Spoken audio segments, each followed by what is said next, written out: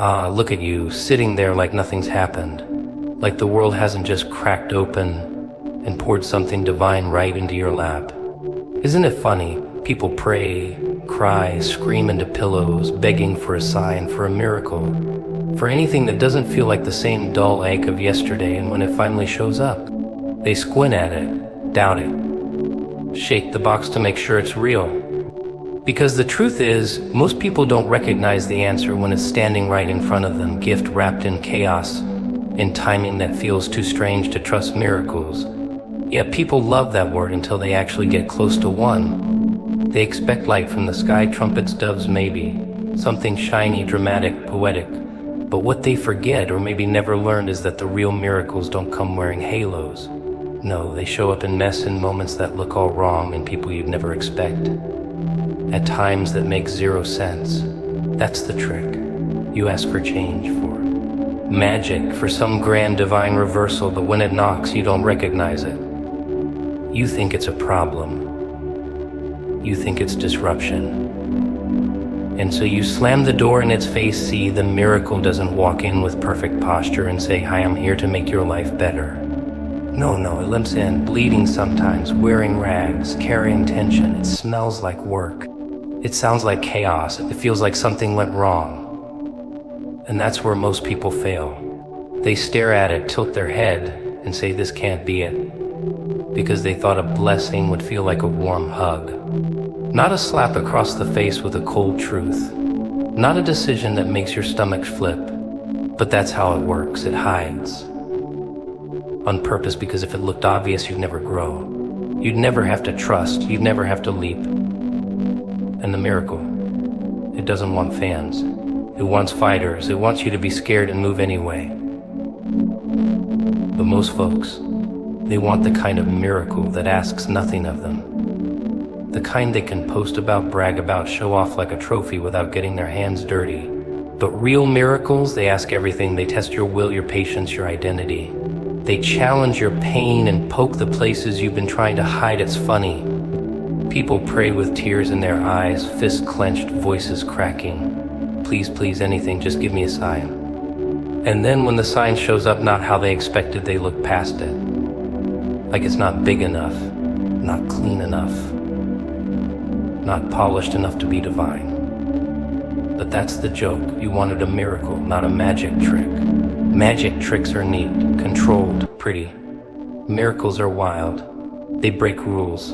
They don't ask for permission. They flip the table and dare you to pick up the pieces and find the pattern in the mess. You ever notice you ever duffel often looks like a disaster at first glance? A job loss, a breakup, a sudden move, a gut feeling you can't explain. That's how it slides in the middle of your storm, in the wreckage. Because that's the only place you're raw enough to receive it. If everything was calm, if everything made sense, you just keep walking, head down, stuck in your routine. But a miracle is rude. It interrupts. It shakes you. It forces you to stop pretending everything's fine. But here's the real trick, it's always disguised. Always wrapped in something that makes you second guess yourself. Wrapped in risk. Wrapped in timing that seems too late or too soon. You've got to be able to look through it. To sense it, to recognize that just because it doesn't match your wish list doesn't mean it isn't exactly what you need. But people don't like that. People want control. They want their miracle to arrive like a package with tracking and a receipt. Life doesn't work that way. The best things, they come sideways. They crash through the window while you're staring at the door, and if you're not careful, you miss it. You miss it while waiting for something prettier. Something more convenient. You miss it while complaining about how it doesn't look the way you prayed for. And later, maybe years later, you realize what it was. That strange moment, that interruption, that odd opportunity you brushed off, that was it. But it's too late. So many people bury their miracles before they ever unwrap them. Because the packaging didn't match their fantasy. And all they had to do was open it. All they had to do was say yes to the uncomfortable, but comfort doesn't deliver breakthroughs. Predictability doesn't open heaven. The wild, the weird, the unwanted, that's where the miracle lies. And you don't need perfect eyes to see it. You need guts. You need nerve. You need to believe just enough to open the damn thing even when your hands are shaking. Because if you wait for it to look easy, you'll wait forever. If you wait for it to feel safe, you'll miss it.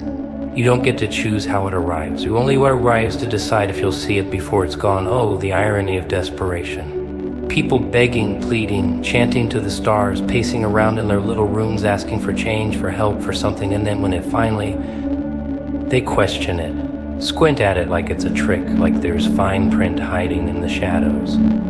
That's the thing. They ask for the door, but when it opens, they don't step through. They freeze. Because the timing doesn't feel right, doesn't look right. Doesn't sound like what they rehearsed in their heads for years. You know what the problem is. They want control and a miracle, both at the same time. As if that's how the universe works. They want to handpick the day, the hour, the location. They want a miracle, but on their terms. Like some celestial delivery service. Oh yes, I'll take that breakthrough, please, but not today, maybe next week. And can you make sure it doesn't mess up my routine? But that's not how this game is played. It doesn't wait for your schedule. It doesn't knock twice. When it shows up, it expects you to be ready even when you're not. That's the twist, isn't it? You're never ready. Not really. People think readiness is some magical state of calm and confidence. It's not. It's messy. It's shaky hands, a pounding heart, and voices in your head screaming all the reasons why it won't work. But that's when you move. That's when you leap. That's the test. Can you act when everything in you wants to analyze? Can you jump while your fear is still screaming? Because hesitation is the fastest way to bury a blessing. Doubt is the shovel. Funny thing is, people think overthinking protects them. They think if they just wait a little longer, they'll be more sure, more prepared. But that's a lie dressed up in caution tape. Overthinking is fear wearing a lab coat. It's fear pretending to be wisdom. But wisdom doesn't talk you out of your moment. It leans in. It whispers go, while fear says, let's wait. Fear says, maybe tomorrow. Fear says, what if it's not real? But guess what? By the time you finish the sentence, the door's closed, locked, gone. And now all you've got is regret in your hands instead of the miracle you prayed for. You'd think people would be excited when the thing they asked for finally shows up. But most of the time they run. They hide behind logic. They hold meetings with their doubts. They gather opinions like shields. And all the while, the moment that one divine, unrepeatable moment slips right past them like smoke. See, miracles don't come with a manual. They don't come with guarantees. They come with urgency. They come with fire. And fire doesn't wait for your permission to burn. You ever notice how the biggest opportunities in life come when you're already tired? When you're already overwhelmed? When your heart feels like it's been chewed up and spat out? That's not coincidence. That's design. Because the universe doesn't give miracles to people waiting in perfect conditions. It gives them to people who can move through the storm anyway. Who can take the leap with bruises, with baggage, with broken pieces clanging in their pockets. That's the point. If it were easy, everyone would catch it. But it's not easy. It's raw. It's inconvenient. It's loud. And when it lands, it doesn't ask you if now's a good time. It doesn't check your planner or your trauma calendar. It just says, here, now decide. And most people, they hesitate. They look for signs when the sign is already in their face. They ask for confirmation when the door is already open. And by the time they convince themselves it might be real, it's already gone. Because miracles don't beg to be seen. They pass like lightning quick, bright, and unrepeatable. You think you'll get another chance. Maybe, maybe not. But here's the punchline: most people think delay is harmless. That you can just wait and revisit it later, but time doesn't always play nice. Timing is part of the miracle. Miss the moment, miss the magic. You can't delay destiny like it's a Netflix episode. You don't get to pause and resume when you feel braver. It comes when it comes. And it expects you to come alive right then, right there, breathless and terrified, but moving anyway.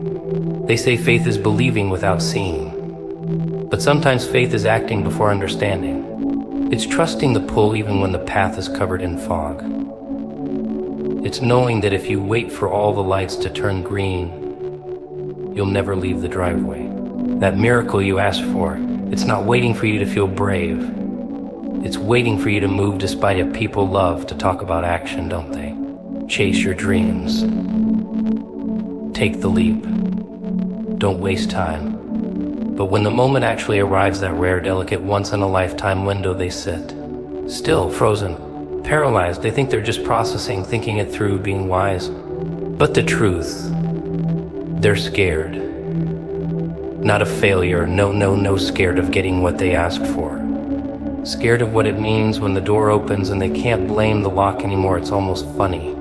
They wait, they pray, they scheme, they whisper to the universe, just give me the sign. And when the sign explodes right in their face, boom, they start looking around like, wait now. Yes, now, the timing will never be cute. It'll never be polite. It won't tuck itself neatly into your routine. It'll crash your schedule, interrupt your excuses, and demand you choose. And what do most people do? They flinch. They scroll. They distract themselves with someone else's noise. Because to act or really act means owning the risk, means putting skin in the game. And most aren't ready to bleed for the thing they said they'd die for. You ever watch someone talk themselves out of a breakthrough in real time? It's a tragic little dance. First they spotted that flicker, that opportunity, that person, that door cracked open just wide enough to slip through. Then comes the twitch, the hesitation, the self-talk. What if it's not the right time? What if I mess? And what if they laugh? Oh, they'll laugh all right, but not at your failure, at your fear, at your comfort, at your habit of almost doing something, almost taking the risk, almost walking through the fire, because miracles don't just land. They challenge. They provoke. They dare you. They say, show me who you are without the plan. And the sad truth is, most people only act when it's too late. When the window has closed and they can safely say, I would, but see, hesitation is just a lie that wears a nice suit. Makes you feel smart while it quietly steals everything. It convinces you that caution is clever when really it's fear dressed in logic. And fear loves a good costume party. Loves to look like responsibility, like maturity, like planning but action, real action. That's raw. It's reckless. It's you standing on the edge, heart beating like war drums. No safety net in sight. And doing it anyway, it's not glamorous. There's no applause. No cheering crowds, just you in the moment, locked in a staring contest. And either you blink or you jump. That's it. Simple, brutal, final. And that's why people don't do it. They want guarantees. They want the outcome before the effort. But life, she doesn't play fair, she plays fast. She shows up, gives you a shot, and if you blink too long, poof, you think you'll get that moment again. Maybe, but not like this. Not in this way, with this timing, this alignment, this gut deep pull screaming at you to move. That's the cruel joke, thinking the moment will wait. That destiny runs on your schedule. It doesn't. It's here, right now. And if you don't act, someone else will. That's the part people forget. You're not the only one praying. Not the only one knocking. And the universe, it'll hand that open door to whoever's bold enough to walk through first. You don't need more signs. You don't need more clarity. You need courage. The kind that spits in fear's face and says, I'm going anyway. The kind that doesn't wait for everything to make sense. Because clarity is a luxury action doesn't always afford. You think the heroes had perfect plans. No, they just moved. Broken, bleeding, unsure but moving. And somewhere in that chaos the path appeared. But it only appears after you start walking. Never before, so yeah, keep thinking. Keep calculating. Keep waiting for the perfect moment. And watch that miracle slip through your fingers like smoke while you organize your fears into neat little folders. Meanwhile, the ones who move, they don't always look ready, but they don't care. Because they've learned that hesitation is the enemy of arrival. That silence, that stillness in the face of opportunity, it's not peace. It's the slow death of your potential wearing a quiet smile. So go ahead, keep waiting. Or don't you ever notice how loud silence gets when something big is about to happen? Not the kind of silence that's peaceful, no. Not the kind that hums, that buzzes beneath your skin like something's watching. The kind where everything slows down, not because nothing's happening, but because everything is. Just not out in the open. People don't trust that kind of silence. Makes them nervous. Makes them feel like they're missing something. And guess what? There, because see, when a real shift is coming, not the pretend kind, not the Instagram quote kind, it doesn't come with fanfare. It comes quiet, stealthy, like a thief, like a shadow. You won't hear it kicking down the door. You'll feel it in the pit of your gut, in the way people start to act funny, in the way opportunities get weirder, not clearer. That's how the big stuff moves. Undercover. And if you talk too loud, if you show too much, you spook it. You scare it away before it lands. People love to announce their every step, though. They want applause before they even finish the sentence. I'm about to do something big. Really? Then why broadcast it? Why give everyone front row seats to something you haven't even built yet? Maybe because you don't really believe it'll happen unless someone else validates it. Maybe because you're addicted to the sound of claps instead of the sound of results. And that's the first way most people sabotage what's meant for them. They talk too much. To the wrong people. At the wrong time, because let me tell you the miracle you've been praying for. The shift that's creeping into your atmosphere right now. It doesn't like noise. It doesn't like eyes. It doesn't want your cousin's opinion or your co-worker's input or your little online committee nodding in approval. No, it wants secrecy. It wants you to nurture it like a stolen flame in the middle of a storm. Quiet, protective, focused. Because the moment you go loud, the moment you put your next move on display, you invite distractions. You invite envy. You invite interference from people who wouldn't even know how to hold what you're about to receive, but we're raised on attention now, aren't we? Taught to overshare, to document, to prove, pics or it didn't happen. So we post the seed before it's rooted. We announce the pregnancy before the heartbeat. We declare the victory before the battle even starts. And then when it collapses, we wonder what went wrong. What went wrong is you exposed it too early. Gave access to something sacred before it was strong enough to stand. And here's the kicker, not everyone who smiles is rooting for you. Not everyone who listens is harmless. People carry knives behind compliments, poisons in praise, and they don't even have to speak. Just their energy, their doubt, their silent judgment can be enough to shake the foundation of what you're trying to build. And once the crack starts, it spreads. And soon, what was supposed to be your divine moment turns into another almost. Another close, but not quite.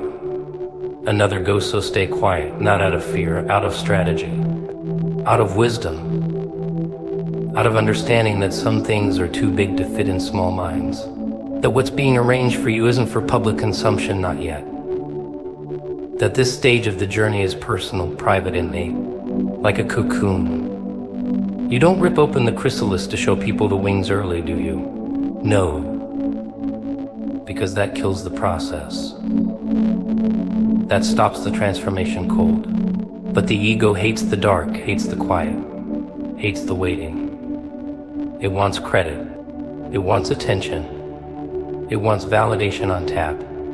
And if you listen to that voice, if you let it lead, you'll sell your miracle for a few likes and a couple of shallow cheers. And when the curtain falls, you'll realize applause never built anything. It just echoes, loud and empty, so go ahead, tell them everything. Spill your plan, reveal your vision, open your mouth wide and loud while the ink's still wet. But don't be surprised when things start unraveling, when what was growing begins to rot under too much light too soon. Or maybe, just maybe this time you stay quiet, you let them wonder. Let them assume. Let them underestimate. while you move in silence with your head down and your feet steady until the thing speaks for itself without needing you to say a word. People always assume they'll recognize a miracle when it shows up, like it'll walk in wearing a gold crown and neon lights shouting, "I'm here." But it doesn't. It creeps in looking like a mess, looks like confusion, looks like something that doesn't make sense yet. That's the trick, isn't it? You ask for divine intervention and then reject the package it's wrapped in. Too weird, too sudden, too imperfect. So you dismiss it. Or worse, you try to fix it, reshape it, shrink it down into something familiar because familiar feels safe, even when it's the very thing that's been choking you. You wanted to change. Great. The universe listens, but it doesn't deliver things the way your fragile little plan demands. It drops it in sideways, through chaos, through people you didn't expect, through timing that feels like an ambush. And instead of grabbing it, people freeze. They stare at it like it's broken, because it doesn't look like the fantasy they built in their heads. It looks wild. It looks raw. It looks like work. And nobody tells you miracles look like work. They just say blessing like it comes tied in a bow with no strings, no weight, no blood, but every miracle has a price tag. And it's not money, it's discomfort, it's risk. It's the willingness to leap before you feel ready. The willingness to look insane to everyone watching. The willingness to let go of the version of you that wanted the miracle, so the version that can hold it can be born. And that part, that death of who you were, hurts more than anybody warns you about. Because nobody wants to admit that becoming the person who can receive the thing means killing the person who couldn't. That's why most people don't keep what they get. They fumble it, they sabotage it, not because they didn't deserve it, but because they didn't become someone new. They thought they could hold it with the same hands that built their old pain. But miracles don't sit still. They require movement. They stretch you. They ask questions like, are you ready to let go of the story where you were always losing? And if the answer is no, if you're still in love with your own suffering, then you'll drop it. Every time. Without even realizing it. And here's where it gets messy. Most people would rather complain than change. Would rather mourn the delay than face the cost of the arrival. They want the miracle to adapt to their limitations. Come help me, but don't challenge me. Come save me, but don't change anything about me. And that's not how it works. You don't get the miracle in the comfort. You don't get the new life in the old habits. You don't get to upgrade while clinging to the same fear that kept you stuck. That fear has to die. Quietly, loudly, brutally. But it dies. Because holding a miracle requires space. Space that's usually filled with lies. Lies you told yourself about your worth. Lies they planted in you when you were too young to fight back. Lies that feel like facts because you've repeated them so long. You want the miracle to feel natural, but it won't. It'll feel foreign. It'll feel like a coat too big, like shoes that don't fit, until you grow into it. Until you stop shrinking for the sake of comfort and finally expand to meet what was always meant for you. And then comes the part nobody likes talking about, the sulkens after it arrives. The part where the high fades and the work begins. The part where you realize having it doesn't mean you understand it. Doesn't mean you know what to do with it. It means you learn. You listen. You grow up fast. And if you're still addicted to the drama of the wait, to the identity of the struggle, you'll create new problems just to feel something again. Because peace feels boring when pain has been your soundtrack, so what do? You learn how to sit with it. Sit with the miracle like it's something wild that needs patience, not performance. You don't parade it around, don't flaunt it like a trophy. You respect it, you protect it. You understand that just because something good has arrived doesn't mean it's permanent. It's permanent, still fragile. And it'll test you. Not with suffering, but with responsibility. With the pressure to rise up. With the requirement to treat it like it matters even when nobody else sees it. Especially when nobody else sees it, because at the end of the day, a miracle isn't something you earn. It's something you answer. A calling, a pull, a chance. And whether you honor it or lose it depends on what you're willing to become after it shows up.